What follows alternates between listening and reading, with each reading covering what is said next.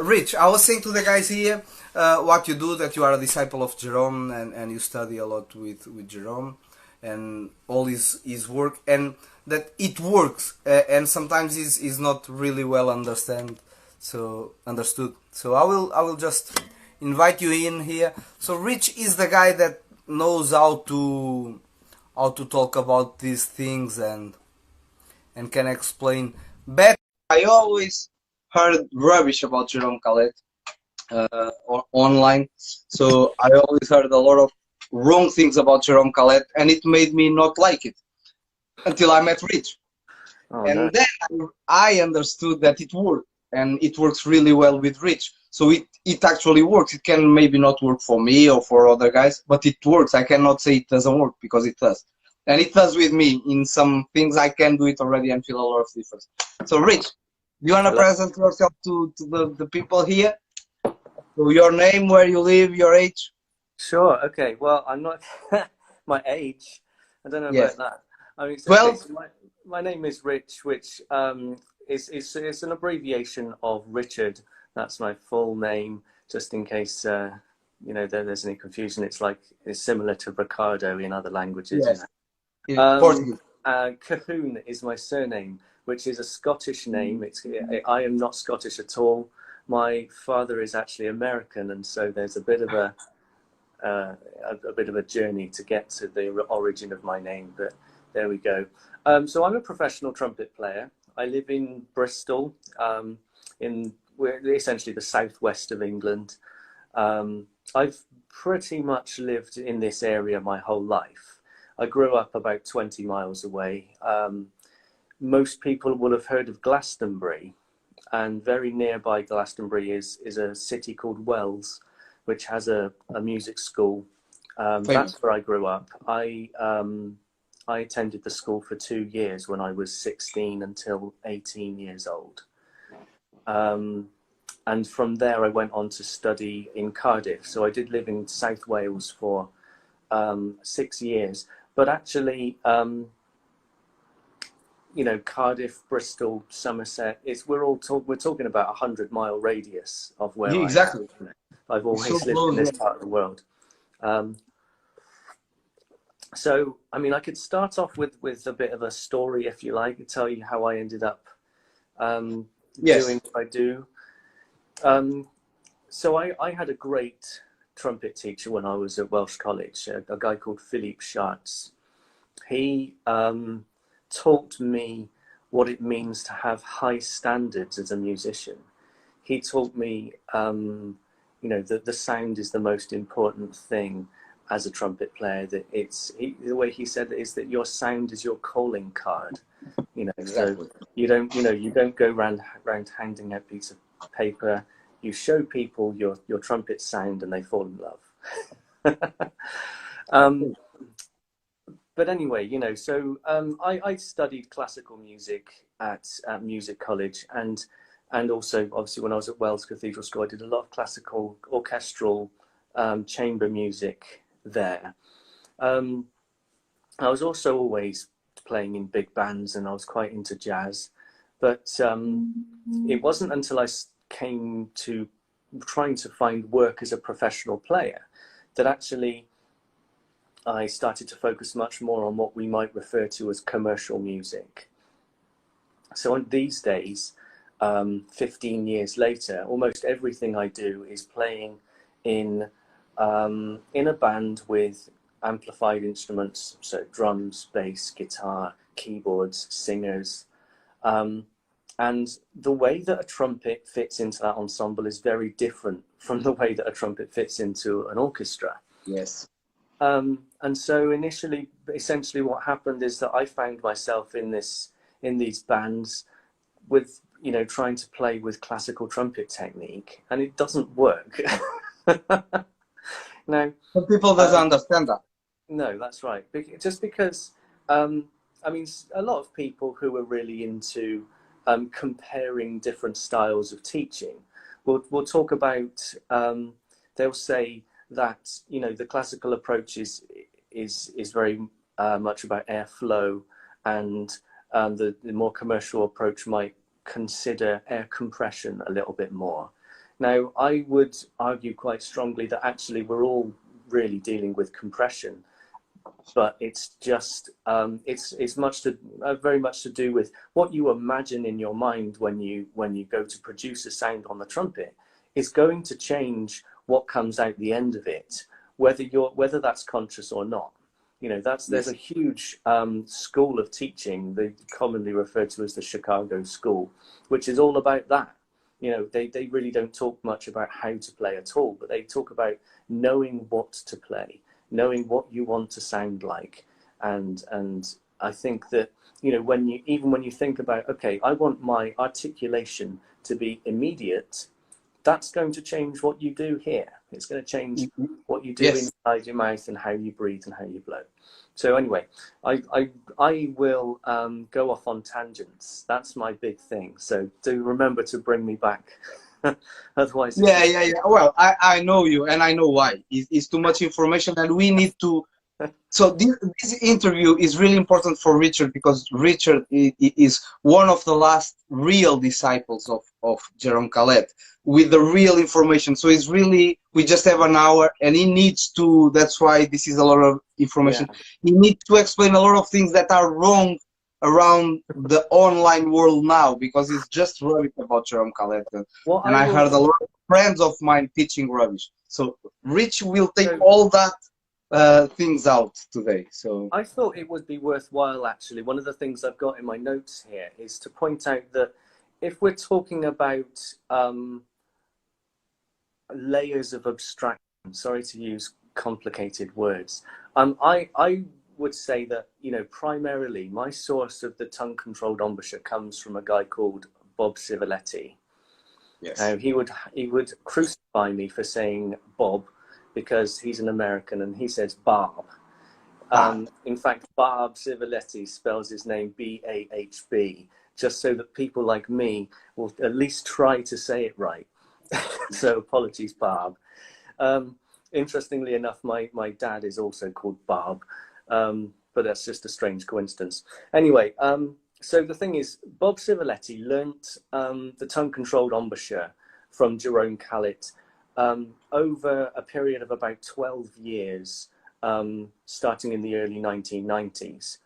But Bob Civiletti also had trumpet lessons from Jerome Khaled in the 1970s. And the result of that is that what he teaches includes both material from the trumpet yoga era, which is the double pedal tones, the Einsätze, Ansätze, and lip exercises, and the TCE, using the tongue to control the control tone range pitch. Yes. Holding it through the teeth at all times, and spitting as a form of articulation. So I would say that, you know, Jerry Khaled came up with this technique, and he was constantly evolving right up, like literally till the week that he died, which was last May at the age of 89 years old. He was still hand drawing pictures of, it was a cross section of a head that sort of depicted positions of the tongue and lips and where the air goes and these such things. This was something that he used to do to try and communicate to people the way to create what he thought was the ideal trumpet sound. These images always look very extreme and confusing. But the thing is that, anyway, he was always constantly evolving these ideas and dismissing everything that he did in the past. Well, when you look at the way that Bob Civiletti teaches this, he has clearly taken a a time period. Let's call it 2002, which is shortly after the book Trumpet Secrets was published, and said, okay, we're going to stop here. This is a functional embouchure system which I can teach to people reliably with good results.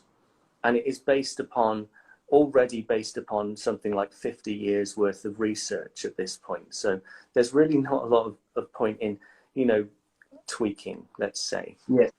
Now, when I come into it, I have a very strong interest in learning the history, the whole story of so I just noticed something that Juan has said in the thing there, but Japanese. he's right. Yes. It's true. Jerry Khaled had a Japanese wife, and so there we go. So actually, he was very into Japanese culture in general, so I gather. So it's not something I ever talked to him about. I'm off track now. Oh, so where I come into it is that I have spent about 7.5, nearly 8 years trying to reimagine these ideas in a way that they can be communicated to people who have never seen them before. Yes. And what I have found in this time is that an unbelievable amount of really good musicians are saying some of the same things. It's just that Jerry Khaled was saying all of these things. And when you present the whole package to somebody who has learnt something that is seemingly the opposite, it can actually come across as quite, I'm almost tempted to say offensive. People tend to react like you are telling them that everything they've practiced for the last 20 years is wrong. Yes. And that hurts. We have all put a lot of time and effort into learning to play this musical instrument. And what if somebody who was your hero and taught you to play the trumpet was teaching you something that now some other guy on the internet is coming along telling you is wrong? That's really hard to handle. And so, so that's where, that's sort of where I see what I'm doing in all of this is I'm collecting as much material pertaining to Jerome Khaled's work as I can. And I try to present it in terms of a story. So you can see how, he started off with this. In fact, he actually started off by being close friends with Roy Stevens. And he learnt very much about these universal principles that Roy Stevens would talk about, which is all to do with, basically in a nutshell, Roy Stevens said that if your teeth are a fixed opening and your lips meet evenly between the teeth, then the harder you blow, the higher the note comes out. And a lot of, he had these exercises that were statics and sort of, they refer to it as the palm exercise, where you stick the trumpet like this and play these, you play these ridiculous high notes. And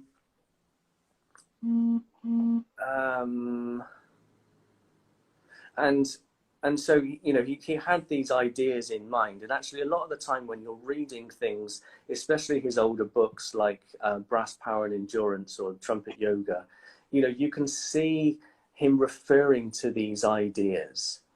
But then what he actually did, so the Roy Stevens thing is very much about allowing your lips to roll in as you ascend. So they are creating more resistance to the airstream. And that's something I'll definitely jabber about in a minute. But the trumpet yoga method that Jerome Khaled came up with in the 70s was literally the opposite. It was all about rolling the lips out. And the thing is, one of the reasons that this is a really interesting topic, and like I said, I'm going to get off on talking some crazy stuff here, but simply put, if you roll your lips inwards, it's very easy for you to clamp them together so much that you stop air from getting into the instrument. That's basically it. And in fact, that reminds me of something that Reynold Schilke used to say, which is that anyone has the strength in their lips to resist the air. So playing trumpet isn't about building up strength in our lips in that sense. The thing is with rolling the lips out, and this is something that Lynn Nicholson talks about, is that once you unfurl the top lip, like this, you cannot squeeze the lips together hard enough to prevent air from getting in the instrument. And so that further allows you to apply this principle of open teeth, lips in front of them. The harder you blow, the higher the note comes out. But the thing is that this is very much a brute force approach to playing, you know. And Jerome Kallett is sort of known, or at least was known during the 70s, for having the loudest double C on the planet. That I've heard testimony from a number of trumpet players who say that they would be walking down the street in New York. Interestingly, Jerry occupied the same building as Carmine Caruso. And so they might be going to Caruso for a lesson, for example, and they could hear his double high C outside on the other side of the street in heavy New York traffic. And so that says a lot about how loud it was. He was also sort of banned from playing at certain trumpet conferences that he would attend and demonstrate his technique and try to sell his trumpets to, because it was just so obnoxiously powerful. But anyway, so another aspect of Jerry Kallett's teaching, which he uncovered fairly early on, is the advantages of articulating by touching the lips with your tongue. Now, this is something that a lot of people will hear and they will instantly go, that's wrong. And I'll tell you why. It's because almost every one of the famous trumpet teachers from the last century has told you that you should never allow the tongue to come between the teeth. You know, teachers like Donald Reinhardt, teachers like Claude Gordon, the really well-known people, and certainly once you, again, if you start looking into people who wrote famous books like Schlossberg or the Vince Chikowitz, you know, those guys are all Chicago school, and they don't talk about how to play anyway. You know, it's all just song and wind to them. So again, if you come through that school, you're not going to be discussing allowing the tongue between the teeth.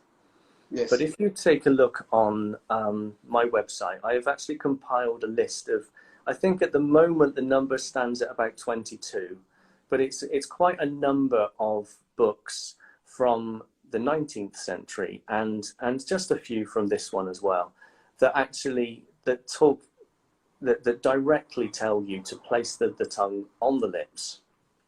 And one of the phrases that comes up a lot is spitting seeds.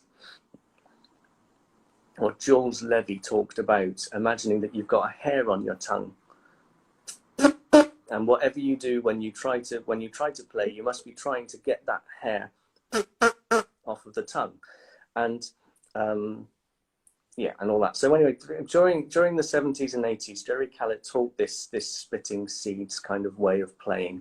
And even by the time he brought out his book in the late 80s, which was called Super Chops, he was already talking about the idea of spit buzzing, which, if you fast forward another decade, became essentially the basis of all of his teaching. And the spit buzz is very similar to the thing that I just did there, where basically you compress a small amount of air in your mouth and then you spit it through your lips. Now, you can see that I didn't breathe before I did that. I didn't take a breath in. I'm sat back in a chair. I'm not exerting any physical effort. But the thing is that the second you put that into one of these, you get incredibly loud notes. and again, it's almost that time when I would sort of suggest that it's offensively loud, to the point that a lot of people, you could present this spit buzz method to them. You could say, this is how you do it, give it a shot, and they'll try it, and then they pick up their trumpet and they go, well, this is too powerful. I can't control this. What am I supposed to do with it? Practice. Well, that's the thing, yeah. But actually what tends to happen is people go, no, I don't want to sound like that. That's not proper trumpet sound.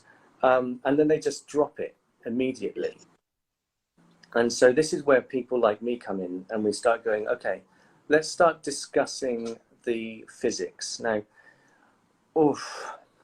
there are 100,000 people on Facebook who will tell you they understand the physics of trumpet playing, and I wouldn't dare get into a conversation with a single one of them.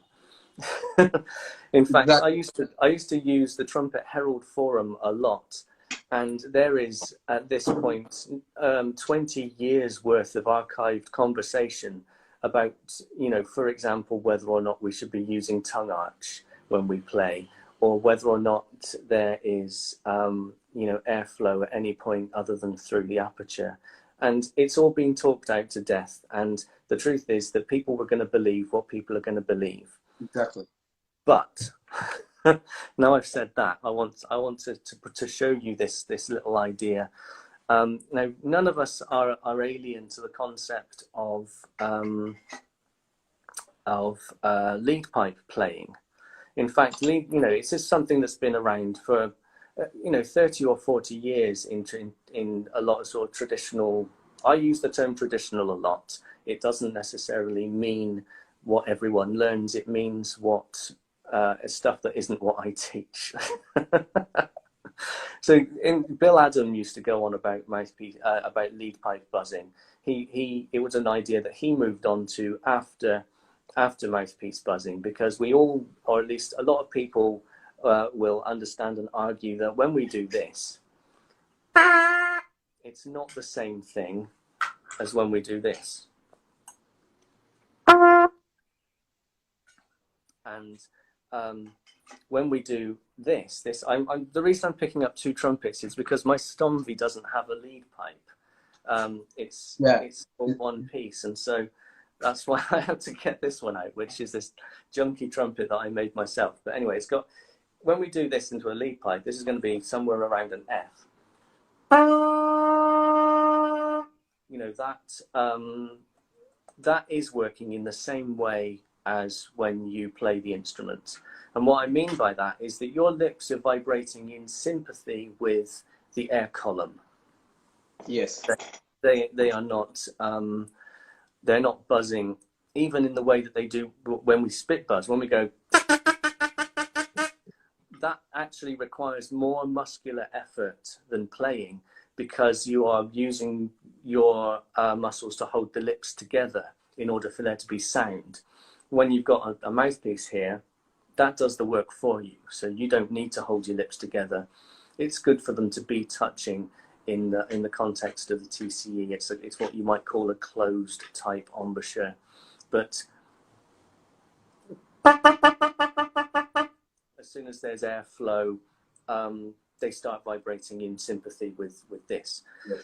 Now that's why a lot of people get really into the concept of lead pipe buzzing, and what they'll do is they'll take this and they'll start playing scales. Well, that's really nice, and you can hear that I'm clearly not very good at it, for the simple reason that it's not something I practice. I could sit here and do a much better job of that if I wanted to, but it's not the point. What I want people to do when they play on the lead pipe is very simple, and that is just to stick your hand over the end and feel the air coming out. So if I play an F, do you want to? Are you tempted to do this along with me, or do you want me to just talk? Usually we talk. That's fine. Okay, so I'll get past this thing. If I play this note and I hold my hand here, you can feel that there's a little bit of air coming through. It's really not very much air, but it's coming through. Yeah. Now, if I play the next note that's an available harmonic on this length of tube, which is about a ninth higher,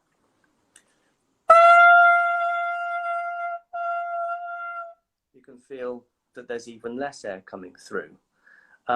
It's actually, even at that pitch, it's so little air that you can at least cover half of the hole. And it's not disrupting the sound at all. Yeah. Play another note a fifth higher than that.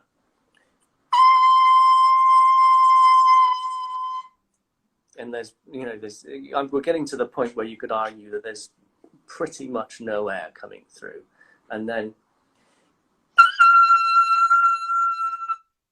again, it's just less and less the higher you play. And so yes. when we look at the way that the trumpet teaching is understood by most people, they're still banging on about airflow all the time. There is no, I'm not going to say there is no airflow, because that's when people start criticizing, but there is basically no airflow. The only place where there is flow of air is through the aperture, and that's an important thing that I'll get onto in a second. But once the air has passed through the lips and the lips are vibrating, there is no purpose for that air anymore. The air that is already in the trumpet carries the sound wave, but it's, you know, the movement of air is not required for any purpose other than initiating the buzz, initiating and maintaining the buzz. And so that's why when we then start sort of discussing things like, sorry, I'm just going to interrupt myself for a second. I've noticed that Bruno Fernandez. Bruno is there, machine, big machine. I think he knows this story very well, the deal with the lead pipe that I was just explaining, and he's missed me talk about it, but it doesn't matter. Anyway, I only know that because I was talking with Bob Civiletti a couple of weeks ago, and he mentioned explaining the same thing to him. And Bruno made a few videos. Bruno sent us a few videos after his interview last week or 2 weeks ago, exactly explaining the similar thing of the pressure, the air pressure in private, and it's the same approach. Oh yeah. So I mean, Bruno knows Bob Civiletti, and so we've got some you know, some kinship there. So anyway, this is the thing, when we start understanding things in terms of the controlled release of pressurized air. Now, that's not a Jerome Khalid terminology. That's something that I talk about. You know, that makes everything else in terms of understanding the physiological side of playing.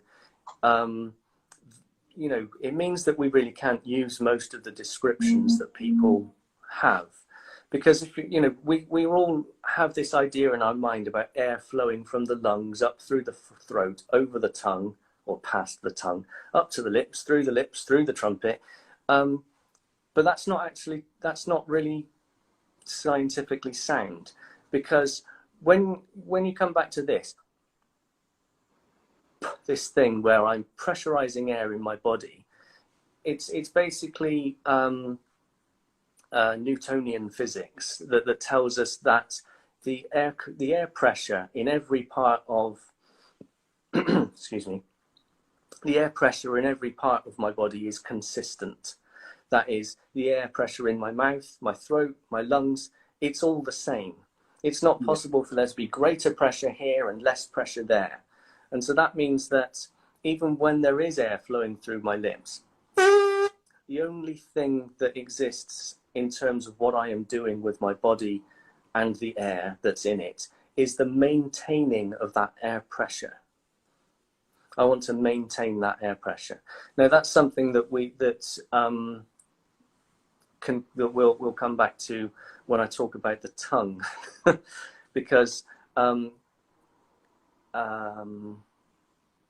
because it's you when you learn the TCE, the thing that I sort of the primary thing I'm trying to get across to people, which is referring right back to the beginning when I was talking about sound being the most important thing, is that we need to learn to hear correct technique.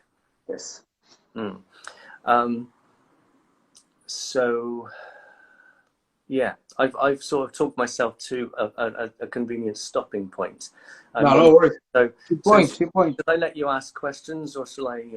No, good point. The thing is, so you are explaining the theory, of course, and I heard it from you already. So you know, I'm interested on listening, so I just sit down and I keep I'm talking with you. That's fine. Can you go in a more practical way to explain people how to apply that? Because I think that's the problem. I think that's the problem with this approach is people, online people that is teaching these kind of things, they don't know to teach how to apply it. Yeah, that's very. If you tell me roll your tongue and put it there, and if I tell this to my kid and that's it, what my kid is gonna do?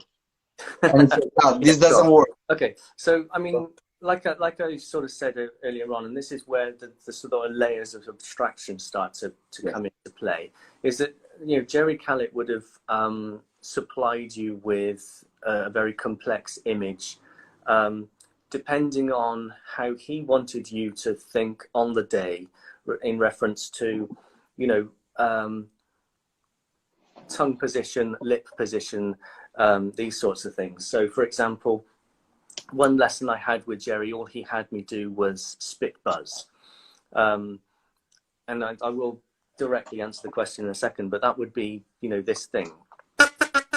And he has you listen to the sound of the spit buzz, and he says, you know, you want it to be short and sharp, you know, percussive, like a ringing bell. Ding, ding, ding.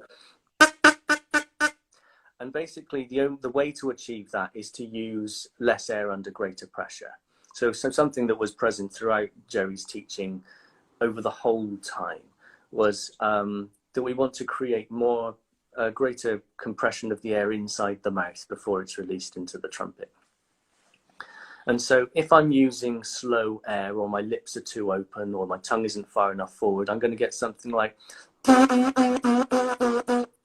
And I think that this is a really good demonstration even in itself, because if I do that into a trumpet, you know, you can already hear things that most people won't like. It's that dwa dwa dwa dwa dwa, yes. And it's also spread and unfocused, and I mean, these are sort of Callettisms, but I prefer to use the words resonant and projecting. You know, yes. That sound does not travel, and it doesn't ring. It doesn't fill the room. Whereas bringing the tongue forward so that it fills the space, that's something that's, you know, everyone wants to have a clear path of air to the lips. Well, if we fill that space with tongue and then spit,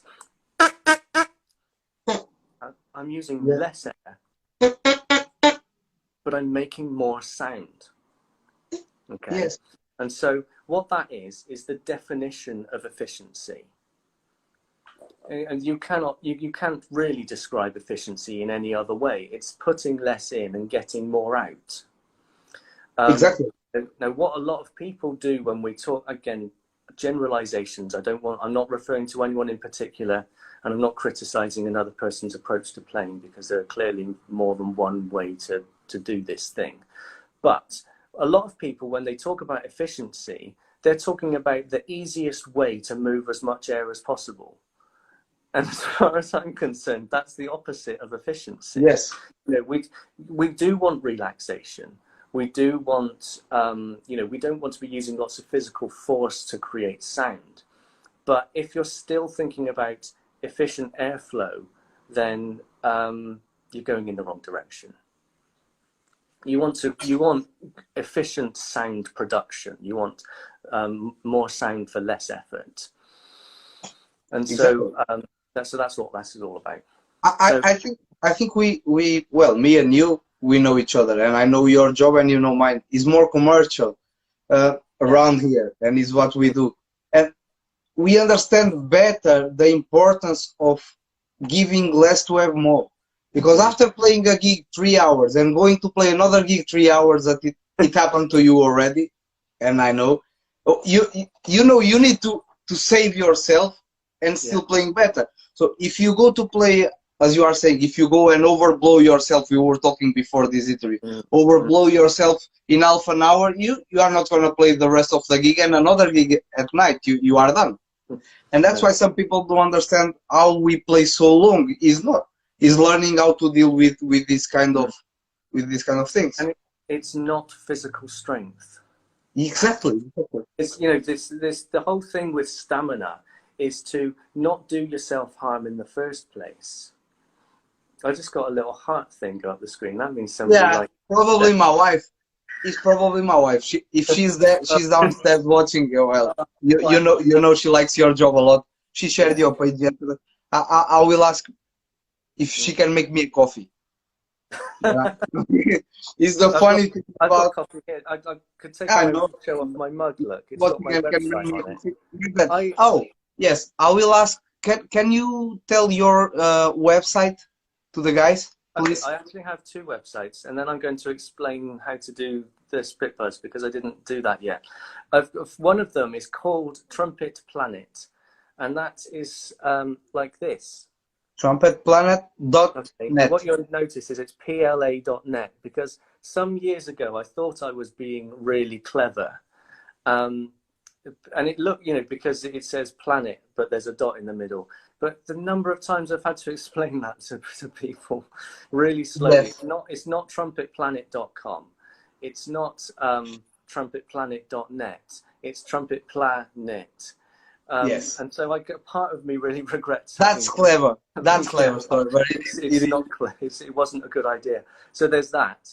And then the other website, the one that's actually about the technique is tonguecontrolled.info. all right. And you can find that by searching TCE UK. I will share it with the interview on YouTube, your website, Brilliant. and Thank on you. Facebook. It's better for people to go there. Richard has a lot of good, like blog texts that he does sometimes. From time to time, you post a text where you put your, and you had a new book released last week, 2 weeks ago. Yes. Yes. I don't have my tablet here. Yeah, my I new was book lucky enough for Rich to send me before it came out and ask me opinion, and I didn't even give him because I was so busy fine. with it. But it's incredible and really easy to understand. I told you that. Yes. I told you that. Really easy to understand. It's important for people to buy that book or get it for free. I don't know how you are doing it. Yeah, so the new book is called Set, Breathe, Play. And Yes. it's all about what we do before you make sound, basically.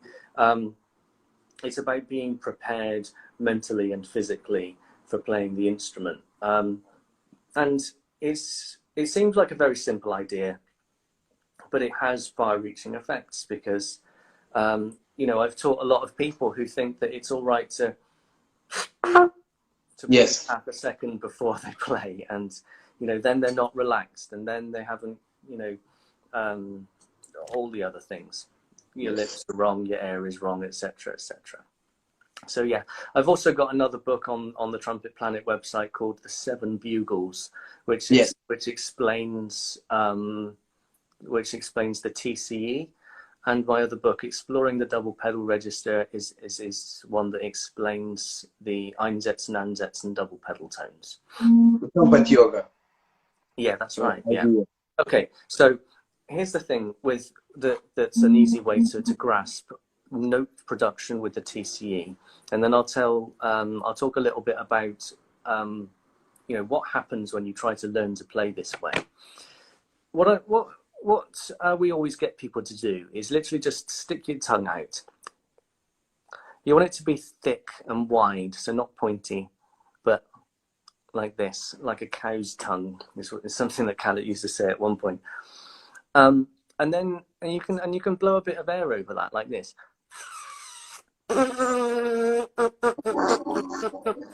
Now, first of all, what we don't want the tongue to be pulling back into the mouth. So I work a lot with kids, and a lot of them, if I am presenting this idea, and that is a big if because it depends on the person, but if I'm explaining the TCE to a young person, a lot of the time what they do is this. Because we have this idea of the tongue striking as a form of attack. Now I've got a lot of different methods. I sometimes describe the trumpet in terms of other instruments like a piano or a snare drum, but we don't want to go thinking that striking action is happening with the tongue. If we want to use those analogies, it's actually the air that strikes the lips. Yes. Yeah. So anyway, when we do this, it's worth observing that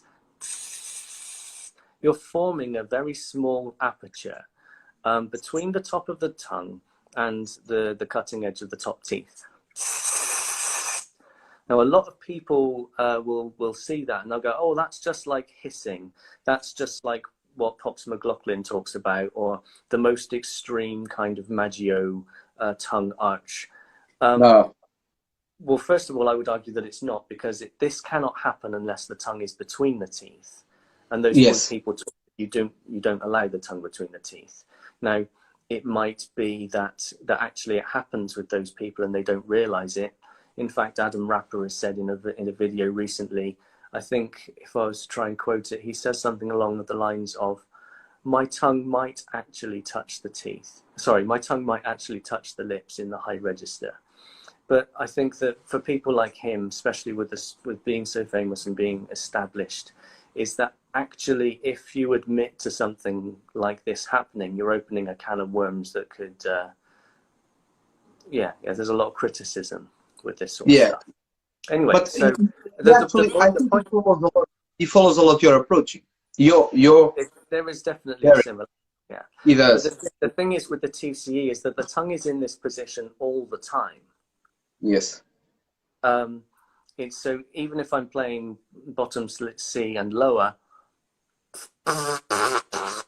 it's all still there. It's all still in place. So the only difference between what I do when I do this and when I do this is that the tongue is inside the lip. Now, if you imagine that this is the bottom lip, this is the tongue, they meet. Yeah. Now, as we ascend in pitch, they move together is the terminology that I use. And again, that's not something that Khaled necessarily said, but it's the way that I've come to describe it after teaching this technique for a number of years. Some people would say specifically that the tongue pushes forward into the bottom lip. In some of Khaled's older materials, he said that the tongue is here and that the lips grip the tongue. It's the same thing. It's, 6 of one, half a dozen of the other is what we were saying. I think.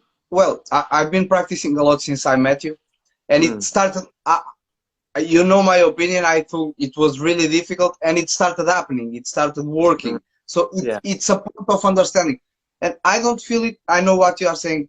In the beginning, it was going to my bottom lip, like this, but now it's not. It's going to the top teeth, and it's always on the bottom. Is always on the back of my bottom teeth, and just touches the top teeth. So I open more or less the aperture with the top, and that's it.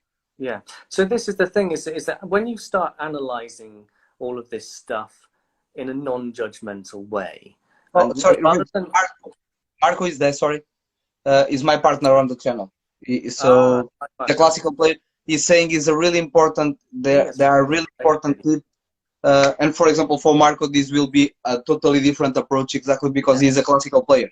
So when we start analyzing what's going on here in a non-judgmental way, forget right and wrong or he said, she said, and whatever.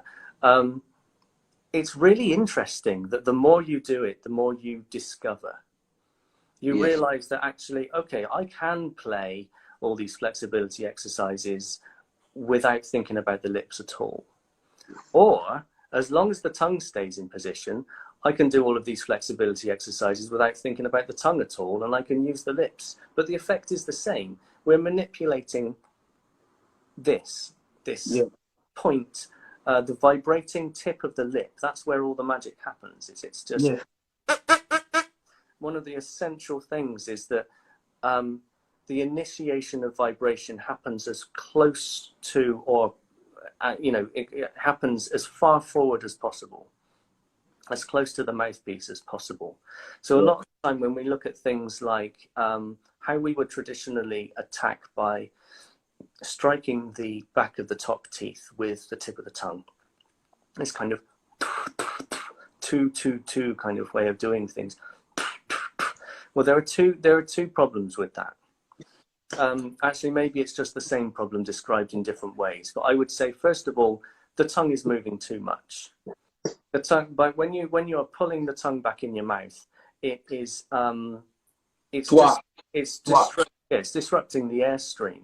It's you actually get this this drop of the air pressure in your mouth after the articulation.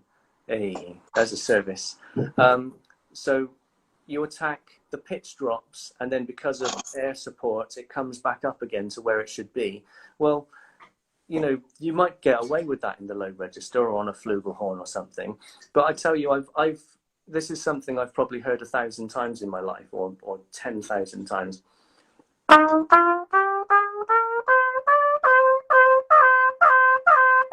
Yeah. That's what, you know, what someone might call splitting notes. And it's happening because the air pressure drops in the mouth because you're moving your tongue too much. Well, the thing is that when you look at traditional pedagogy, people solve this problem with breath attacks. And it's like, well, that's great. Now I can slur those notes. But as soon as I start tonguing again, the problem comes back because the problem was caused by the tongue.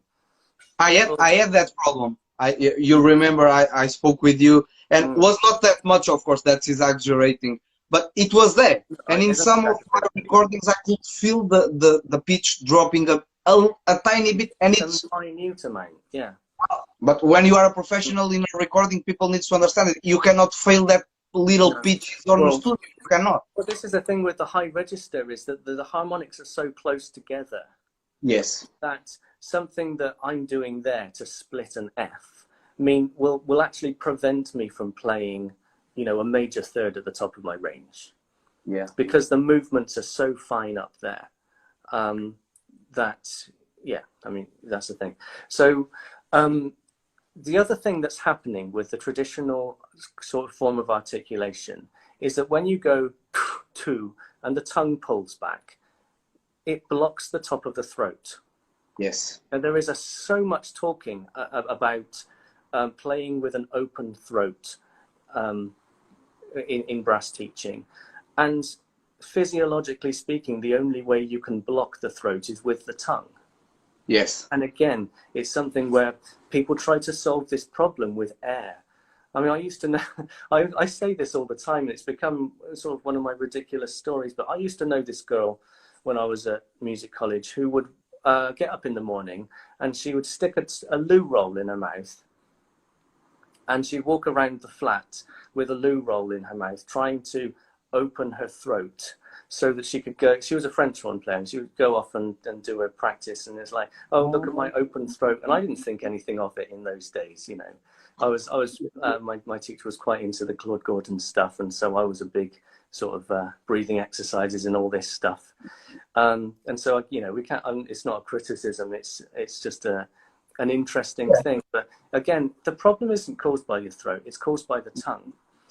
Having said that, it's also something that's partially caused by, and here comes that word we haven't yet used, embouchure. Now, it's because I was talking about how we want all the action, all the vibrations to happen as far forward in the mouth as possible. Ideally, the only place that we want the initiation of flow, where air pressure turns into air flow, that has to happen at the aperture.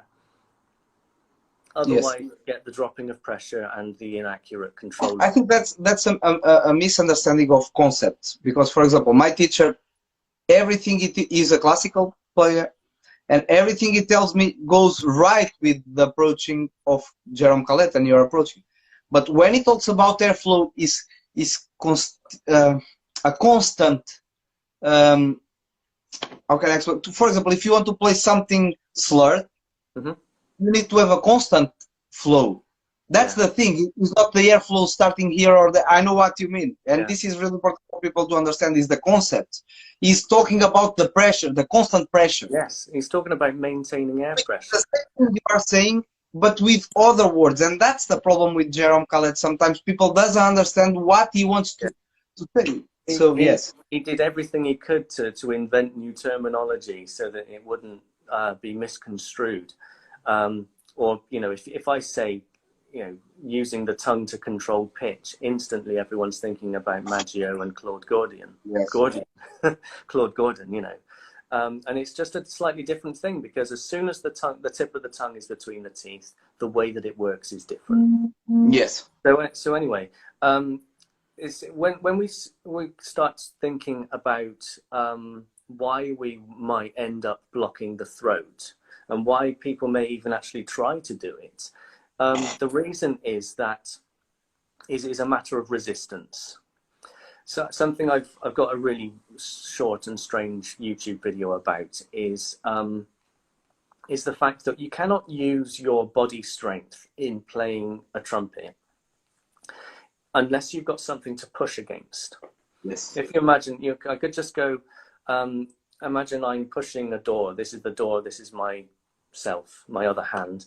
If this hand is not providing any resistance, yes, I cannot use my strength, because just like with the air, it's gone.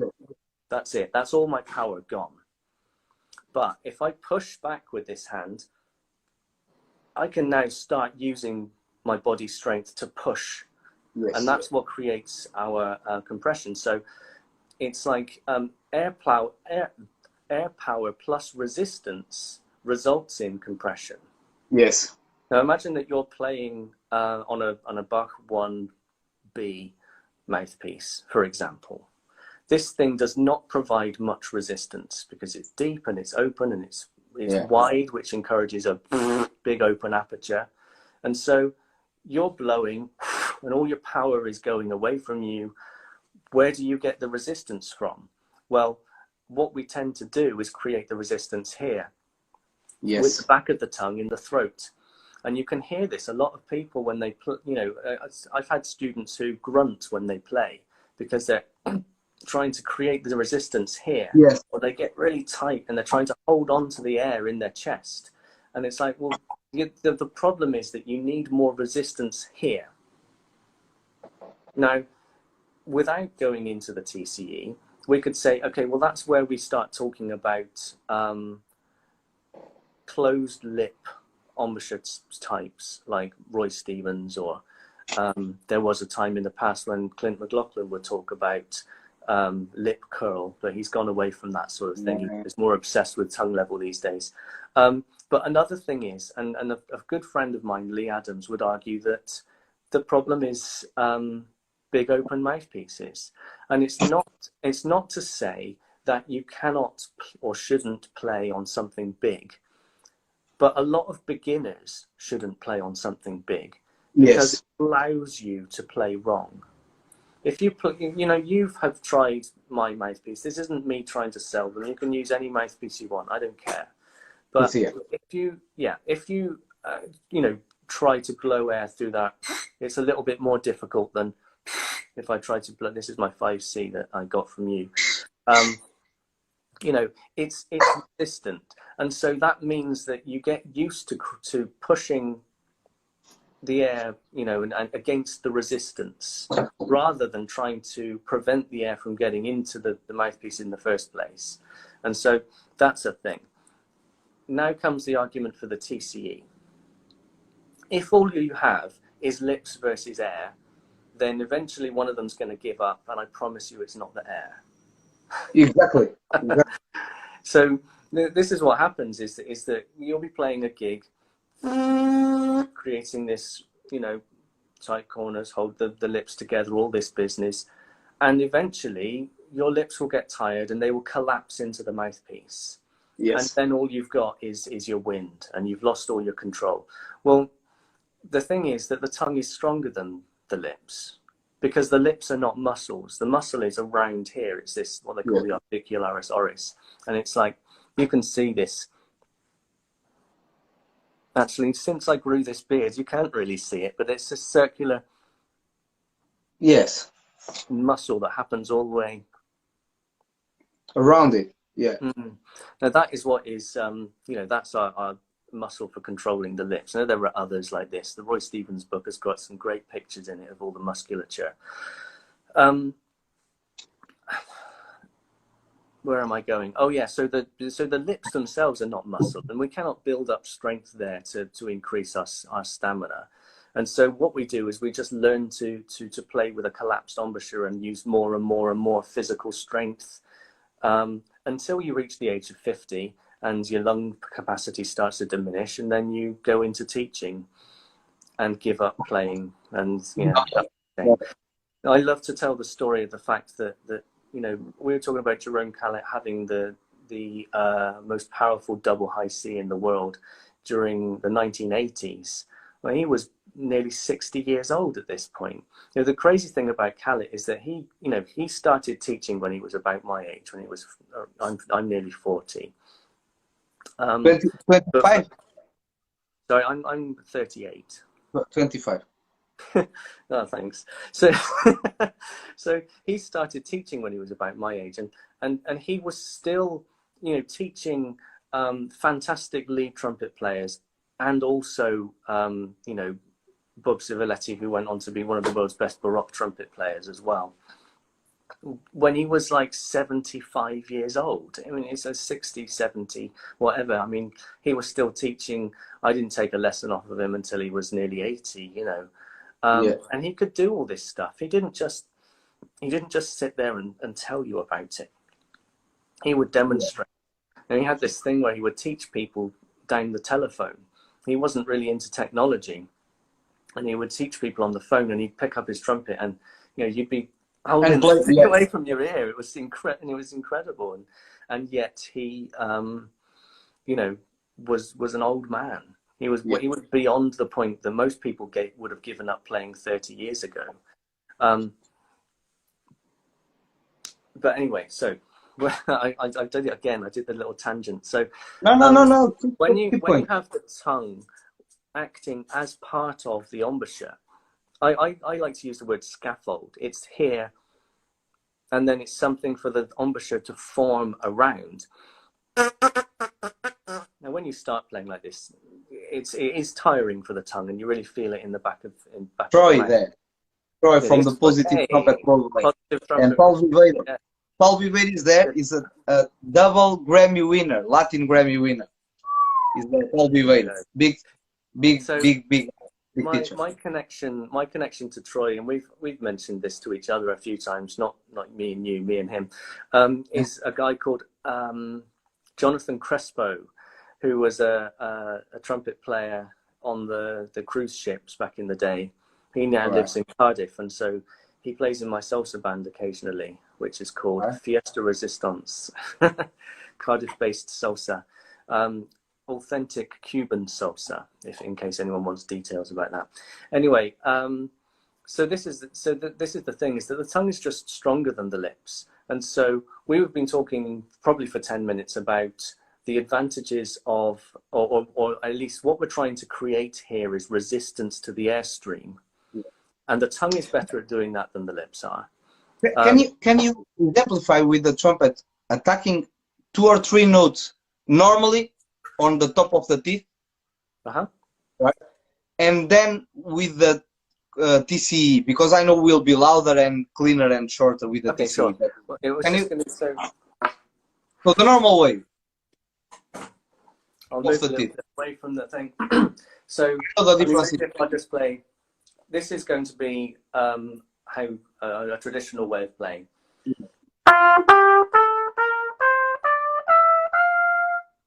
The funny thing is that I'm actually not very good at that anymore, and so there was a time, and I always like to explain to people that I was a working professional player playing in this way before I went to TCE. It's gonna switch off. We will have to start another video. So just a second. Okay. Yeah, I will start another video. All right, it's gonna switch off. See you. Yeah. Olá, olá.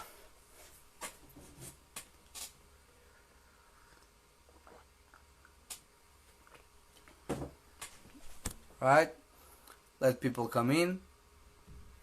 Olá, Funina. Bruno Fernandes, Funina. Luís Pacheco, Manela Abreu, aqui está.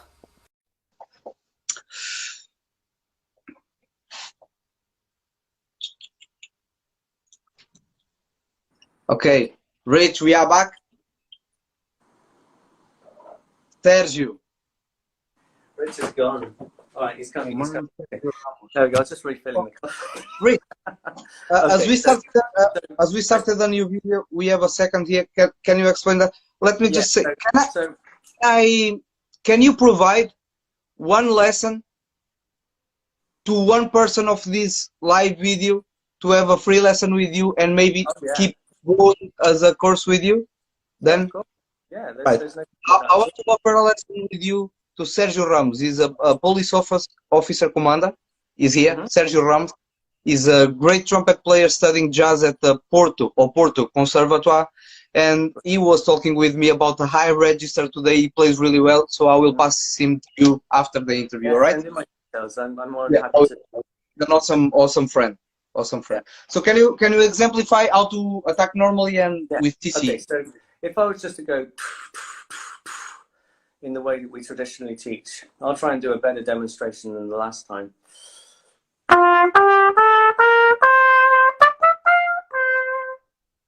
So that's the normal attack. I would also go so far as to point out that when you play on a shallow mouthpiece and you don't know how to do it, that's what it sounds like. That's why a lot of people don't like using small mouthpieces. But if I go in the same way,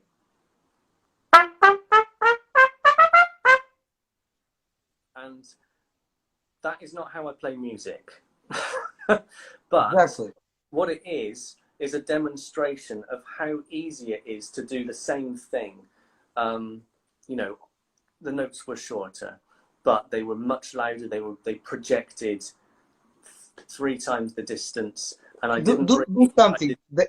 Can you do something? Is where I can understand it, and I realized how good it was. Can you play me 1 or 2 notes in the high upper register, like that, but clean notes, just 1 or 2 notes? No, just.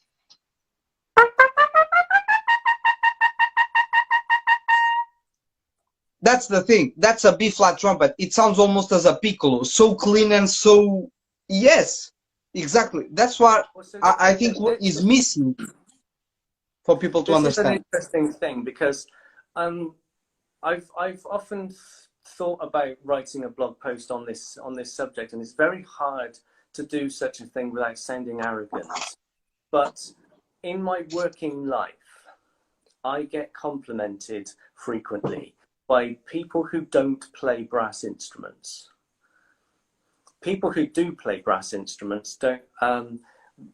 One of 2 things happens: either they don't know and they just think I'm a good player, or they will compliment me until I tell them how I do it, and then they change their mind.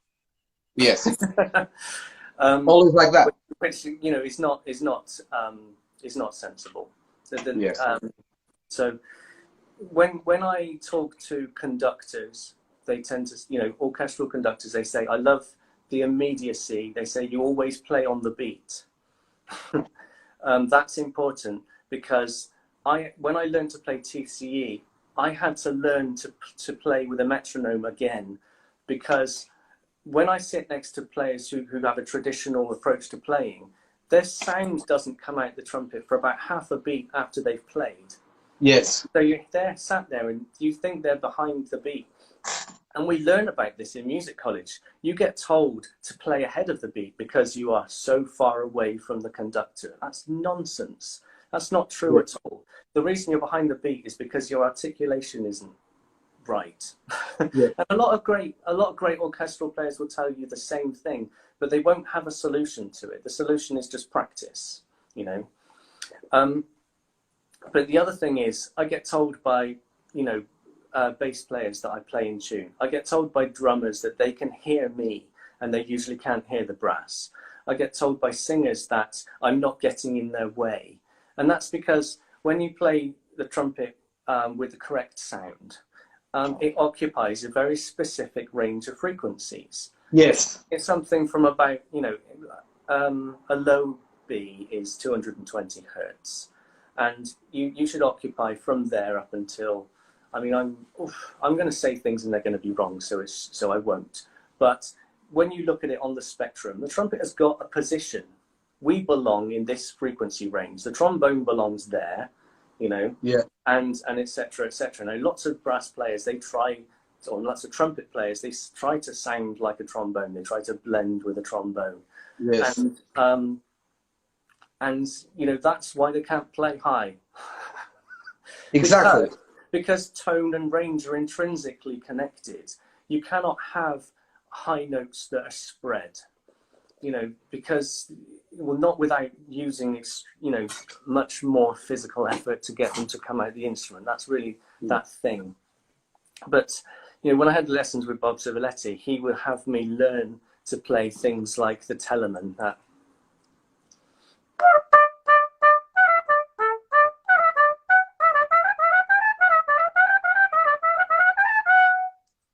on B-flat trumpet. Because then when you go to a piccolo, it's like a toy. Yes, exactly. You know, and you've got that. Oh, that actually sounds a little bit flat, but hopefully whatever. But you know, that's the thing, is it's, you can see what I take from what you want from that demonstration. But the thing is, I'm not blowing hard. I'm not taking deep breaths. I'm not actually creating a lot of compression. And so Yes. what I would say is that for me, the TCE is not about power. It is about making normal playing easy. Yes. So when you think, I think back to studying at college, and I think about orchestral rep, and I think, you know,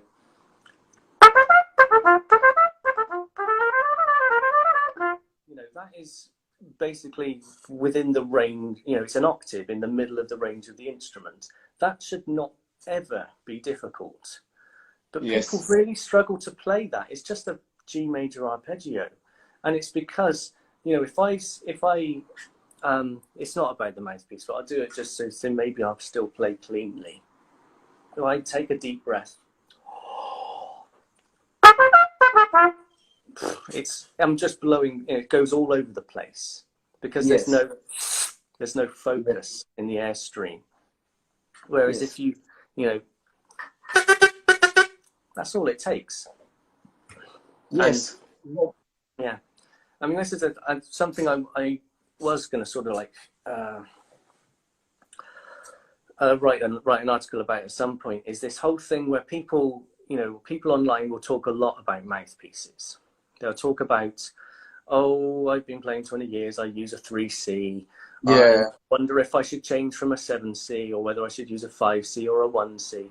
And my opinion of all of that is that you're talking about four identical mouthpieces. Now, Exactly. we're not stupid. I'm not saying that 17 millimeters is the same as 16.5 millimeters. I'm not saying that round rim is different from flat rim. But what you are looking at is a traditional design with a C cup. And so any benefit that you get from choosing one of those mouthpieces will have gone in about 3 weeks. Yes. As soon as you adapt to it, it's, you know, the benefit is gone.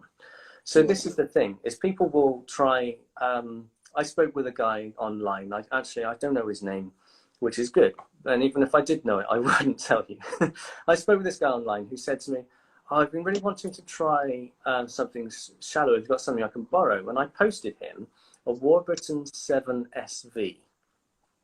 So, you know, I like the 7/8 area size of Warburton rim, just as a general ballpark figure. And SV is shallow, slightly V-cupped. I mean, it's shallow mouthpiece. I sent it to him. 2 days later, it comes back in the post. And I'm like, I just got the mouthpiece back. And he goes, yeah, I tried it at a rehearsal and I didn't like it. And I'm like, straight on a wrist. Yeah. I was like, so you've played it once and you Flavor. Yes, exactly. And so I'll tell you what that's all about. Exactly. I'm not going to criticize the person at all, but this is the thing. People want to play in the same way and get different results. Yes. Well, the definition of improvement is change. So you cannot play, you know, you cannot play in the same way on a different mouthpiece and get different results. You're just going to find your way going back to what you were already doing. Exactly. The only way to You know, if you want to have a different effect with a mouthpiece, let's say, for example, loads of people go out and they buy a Maynard Ferguson style V cup mouthpiece with a round rim. I thought you were picking one up then. You were picking up your drink. No, no. So they'll buy this mouthpiece, and they might even use it for a week before they decide that they can't do it. But the reason that they can't make this thing work is that they're trying to use it in the same way that they've always played. And if the way that they've always played worked, they wouldn't have tried a different mouthpiece in the first place. Well, you know. Mate, I've got a spreadsheet on my computer with a list of over 200 mouthpieces. So I'm not going to pretend that I learned this lesson overnight. They are all different. My 3C now, this is totally different of a back 3C, of course. My Engelmann 3C gives me a big classical sound. You know the Engelmann? Yeah, yeah. Well, I've got the Engelmann 5C. I like that a lot. Yeah, this one gives me a freedom for everything I want to. And the back 3C, for example, was easy to play, but the sound was always narrow. Do you know what I mean? I mean, there's something strange about the fact that people will go into a shop and buy a mouthpiece that was designed 90 years ago and think that it's the best thing that you can buy. I mean, you wouldn't buy a 90-year-old car, would you? No, and the thing about back, and this is important to tell to the people.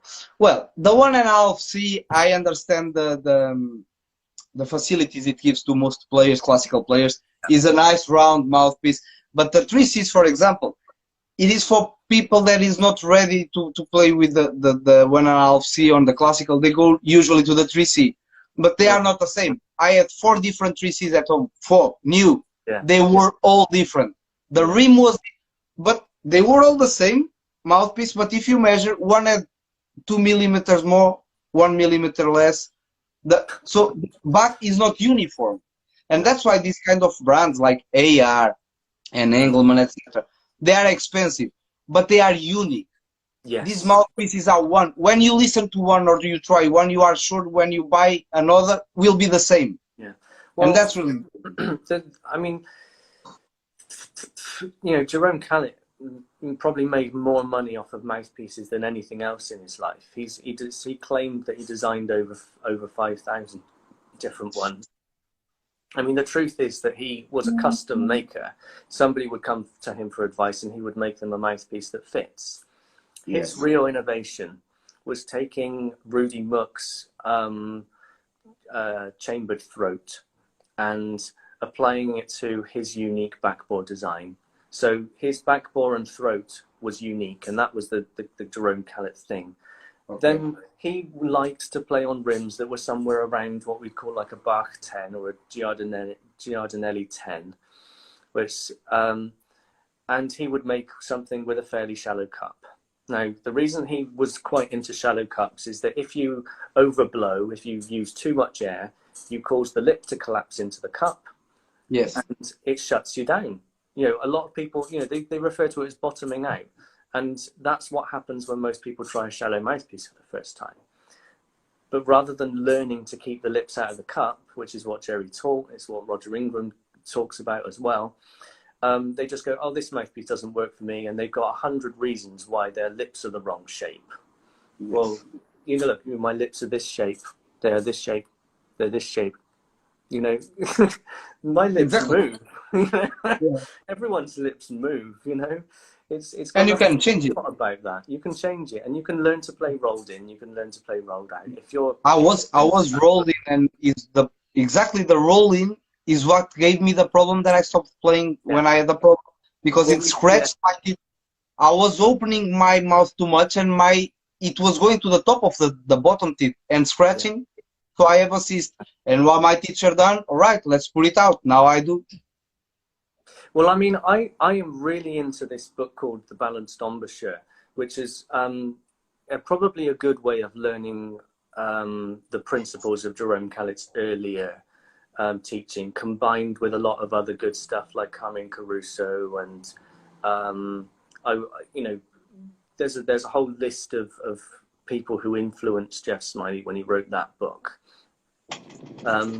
But you know, I've used it to teach a few people, but obviously, you know, I'm into TCE and that's what works for me, so there's no need. But what I like about the idea of the balanced embouchure is that it shows people that you can mess around with your lips an awful lot without actually doing any harm.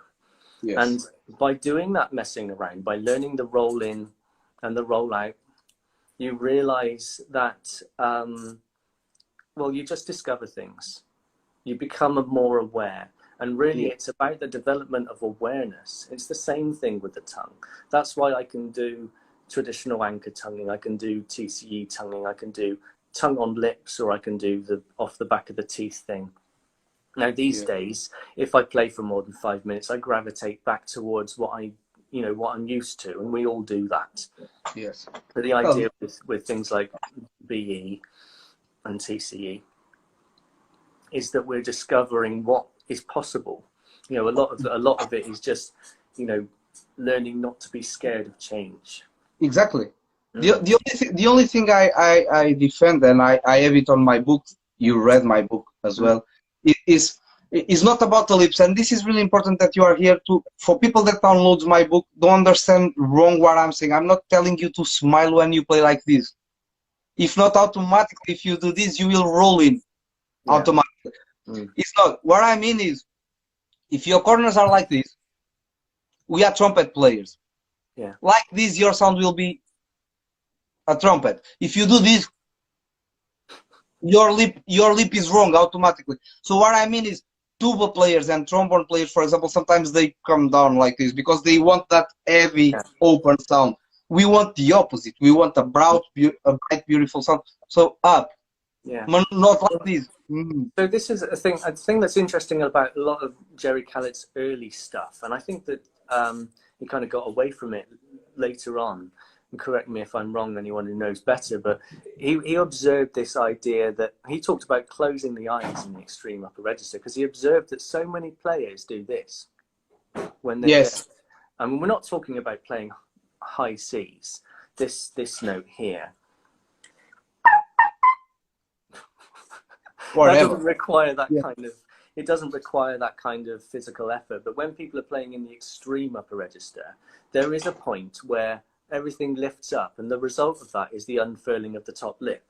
Yes. Now, if you go on YouTube, if you're sad enough, you can find videos of Eric Miyashiro, Wynton Marsalis, Arturo Sandoval, all of these great players. I don't care whether they know that they're doing it; they're doing it. And especially when you look at them in their prime, you know, let's not worry about how Arturo plays now. Look at how he played 30 years ago, you know, and you can see these things happen, and you don't need to draw conclusions from it. But if you experiment with that idea, you might have some miraculous results. Exactly. You might not, and I wouldn't go saying, oh, you know. There's a difference between experimentation and implementation. Yes. But if you discover something, then try and figure out what it means. Does it mean that you're creating more resistance to the airstream? Does it mean that, you know, there's this, obviously, a lot of people talk about jaw position. You know, the TCU says that we should play with an open jaw. And obviously you cannot put the tongue between the teeth unless the jaw is open. This is kind of coming back to referring to that whole Roy Stevens universal principles idea that if the teeth are closed, the air can't get to the lips. It depends a lot on your teeth as well. For example, I saw guys, they have different teeth, but for example, I realized a few time ago when I was starting to struggle with my tongue that my bottom teeth were too much to the back of the top teeth, so the top teeth were forward. So I had to pull my jaw forward, like this, to be able to place the mouthpiece properly. If not, it was pressing much more on the top. Do you know what I mean? Yeah. My mouthpiece. You're right about that. We need to, you know, to have this flat surface. But when I talk about my experience, what I mention to people, I think is really important, is that I now play with open jaw, and my jaw is further forward than it used to be. That is something that you can observe. but it's not something that I consciously decided to do. I achieved this change of setup through doing Einsätze and Ansätze and double pedal tones. So that's the, you know, these, I am really into the Einsätze and Ansätze and stuff. In fact, last year I spent 60 days doing a challenge where I wrote a new pedal tone exercise for 60 days, and about 50 of them are pretty good.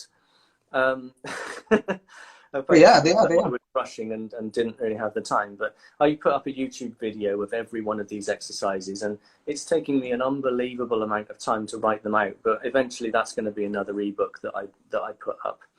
Now, these exercises differ from normal pedal tone exercises because you are using two distinctly different embouchures, and the result of that is, I mean, first of all, by doing the Einsätzen thing,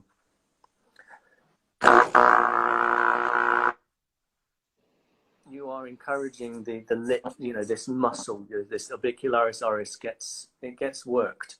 Relax. You're also getting the whole blood flow through the flappy lips thing that Bobby Shu talks about. It's essentially the same sort of idea, but the thing that I love is if I play from a double pedal C up to a bottom C, I'm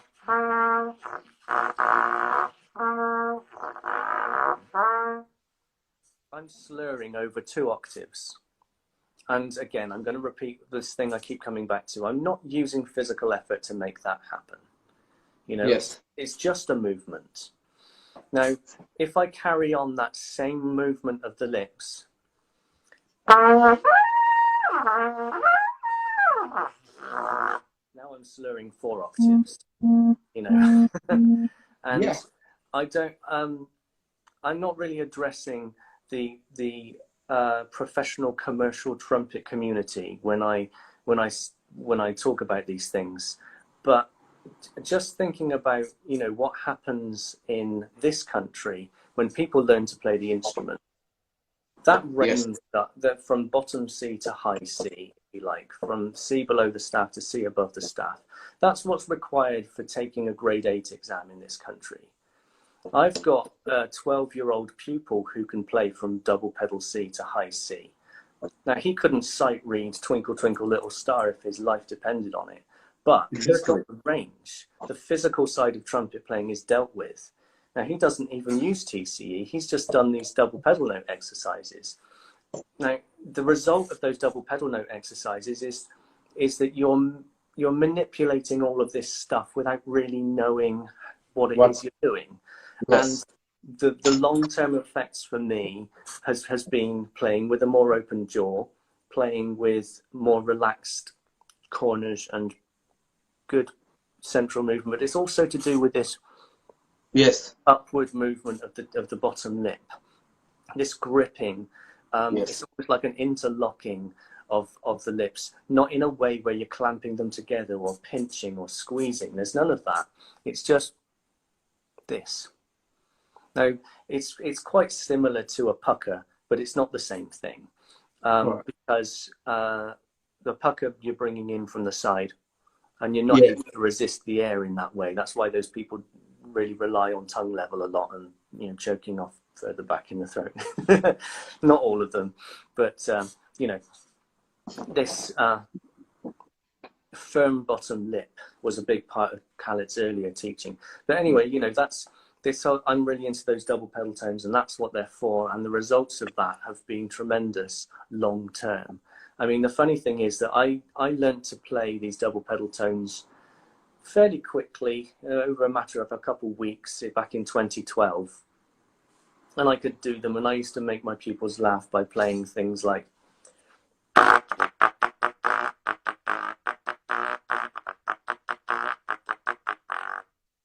you know, just the 4-note tunes in the double pedal register. It makes your nose itch. But I actually didn't get a lot of benefit out of doing them until I took a lesson with Bob Civiletti, and he pointed out that when I went, I was stopping the air. And when you do that, they don't do anything. But it's It's the ability to connect those two embouchures into something halfway between the two that results in these, you know, I would say, discoveries. You know, that's the way that I describe it in the Exploring the Double Pedal Register ebook, is that you know, by doing these exercises, you discover that actually sometimes you can play incredibly high for no physical effort and you don't even know how you did it. But over time, what you're doing by strengthening this, it's like you are moving the jaw, but you're not moving it with these muscles. You're moving them with these muscles. Yes. You're allowing it to be moved by your embouchure. And it's got quite an important distinction, is that same as the tongue between the teeth. You know, Jeff Smiley says that it doesn't matter if you tongue between the teeth. What matters is if you can tongue between the teeth. Now, his method is different. His idea of tonguing and you know, air pressure and all that is slightly different. But we've got a common ancestor, and that is the trumpet yoga stuff. You know? Yes. Well, Rich. Yes. That's awesome, and I think this interview will be on YouTube and will be on Facebook as well. You came across almost all the little points and parts of Jerome Khaled. Hopefully. And I think people can see from this interview what you know and what you can explain. What I will do is, guys, Rich gives online lessons. Rich has his website. I will post it. You can have online lessons with him. You can study with him a full course. You do that year course about these approachings that you done with other guys for 1 year, for example. Do you still doing that? Say that again. Studying with you a full year. Do you still do that? And that's that. You might be confusing me with someone else, but I would say that, you know, we can cover the basics of the TCE in a couple hours, but I have got a series of exercises. That's the thing. Sorts of different. So I think people should do it. Should contact you. I will post Rich contacts, and I will offer the lesson for Sergio. I will put him in contact with you. Excellent. Right. All right. And I think it was great to understand some things. People saw you and understand that it's not just a theory. It works. So the last thing I will ask you is to play something now, not being playing. Play me a little solo there, wherever you, just for people knows and listens how you play, right? Just play something funky, whatever you want, something beautiful. Just do something now. That not about Khaled, not about anything. Now is about you. Just do it. Okay.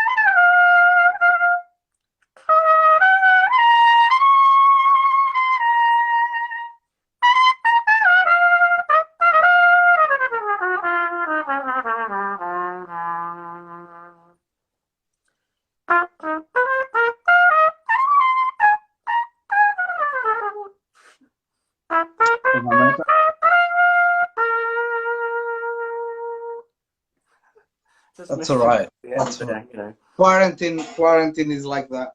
Yeah. So that's all right. Thank you so much, Rich. Anyway. Well, we will talk as normal. We'll talk soon. And okay, thank you so much. If you have anything new that you want to do or you want to show, then we will make a few lessons with you to post on our website.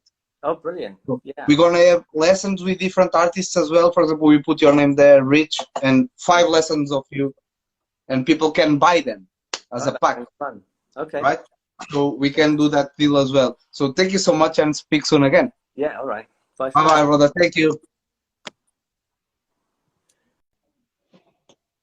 Pessoal, espero que tenham gostado. A entrevista foi um bocadinho longa, mas o microfone do Rich não estava muito bom aí. Até parece que o som dele é feio e não é. Ele toca de caraças, acreditem em mim, toca muito. E é o meu colega aqui na trompete comercial, aqui na zona de Bristol. Somos os dois que batemos mais os estúdios aí e as big bands e tudo o que é trabalhos comerciais. Pá, espero que tenham gostado. Eu vou partilhar o site do Rich no YouTube e no Facebook com os detalhes todos. Sigam trumpetpla.net. Então é Trumpet Planet, mas tem um pla.net, ok? Ele entende muito da pressão que nós devemos criar no ar, a língua, esse tipo de coisas. Ele toca, eu vi o Rich tocar gigs ao meu lado, ao fim de 1 hora, um gajo a tocar faz e sóis lá em cima, já assim, a gente fica aflito, né? Chega a um ponto que o corpo não é de ferro, e ele andar a esgalhar mais 2, 3 horas lá em cima no registro é uma coisa, é fantástica, é fora do normal, está bem? Trumpet Planet, aí está, o Rich pôs aí.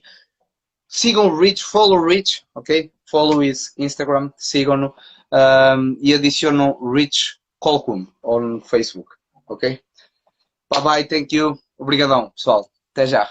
Olha aí, tonguecontrolled.info, ok? tonguecontrolled.info. Bem, adicionem o Rich aí, espero que tenham gostado, obrigadão, mais uma oportunidade. Amanhã, eu já vou postar quem é que temos amanhã. Amanhã temos aí esta grande entrevista, ok? Até já, um abraço.